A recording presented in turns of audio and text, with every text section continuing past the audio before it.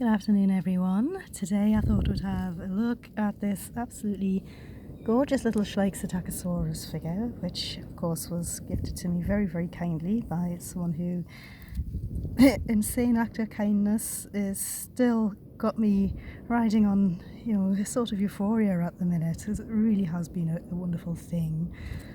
So first of all, I'm going to have a look at the sculpt of this figure. So this is possibly one of Schleich's finest sculpts in terms of the detailing and the accuracy. And I do apologise that the camera keeps zoning out a bit here. I thought I'd do this review outside.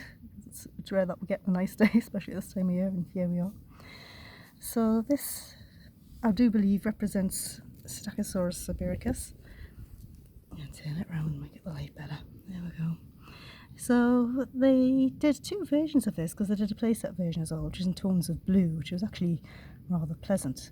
But as you can see, this bright green, pink and creamy yellow one, it still shows up the phenomenal amount of detail in this sculpt and how fine the detail is as well.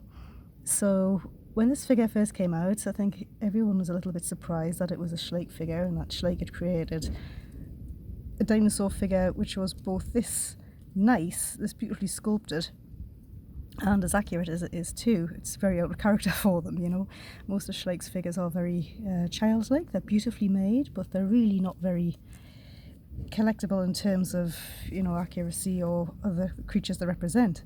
So this one really came as a bit of a curveball, and I think that's because it was sculpted by an actual paleo artist who knows what he's doing in the first place.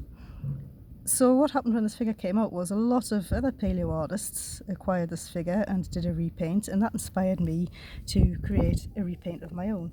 It is of course based on the study of Psittacosaurus mongoliensis, but I just felt it was a good way of highlighting the quality of the figure and how accurate it is, and also how detailed it is. And first of all, as you can see, there are little details all over the face. This paintwork is very, very basic. It's basically just a few tones of colour. It is quite nicely applied, just very, very basic stuff, which is more in keeping with a lot of Schleich figures. My apologies. So, there's no detail, in the nostril to make that look darker or anything like that, and the eyes is very, very bright yellow. There's a slightly darker tone over the back. And if you can see all the detail here, all these beautiful little studs in the skin and the way the crest on the tail is sculpted, it's beautifully done. The muscles in the legs, again, they're not overdone at all. It's just really, really nice. The feet, he really did do it extremely well. If you look at the hands, you can see there's the fourth finger is just there. Absolutely beautifully done, no shrink wrapping or anything at all. Beautiful wrinkles and detailing across this entire figure. You get a real sense of movement with it. There's a cloacal vent on the underside, which is perhaps a little difficult to make out in this slide. Quite flat on the underside of the feet, but that doesn't matter. A load of detailing on the underside as well, very, very fine. Beautiful, beautiful sculpted figure. So what I did when I got this figure was I thought, well, it is a stunning figure, it's one of my favourite figures, and I thought I'll have a go myself. And all I used was a load of Alan's Airfix paints that he had left over, because Alan likes to make military airplanes and tanks and things like that. So I just used whatever I found in his box and pinched them and applied this myself. So this paint is not the best I found for this figure. I did put a base coat of grey on first, a sort of primer. It really didn't work, but nonetheless this went on over the top quite nicely, these colours, these very basic colours.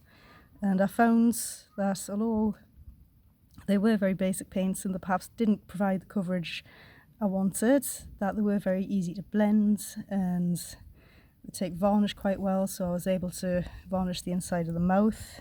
Might be a bit difficult to see in this light, which I picked out in a dark red. Some darker tones inside as well to really sort of make it look a little bit more realistic, and around the eye and also in the nostrils, just to give this figure a little bit more life. And I did all the little studs in the skin in a darker tone, And there are things I would change about this paint now. I mean, this tone on the tail has got a sort of lilac-y colour to it. I'm not too worried about that. I use that to do points on the feet as well, and the claws. Then I washed it up the feet to make it look as though it was a little bit scuffed and dirty.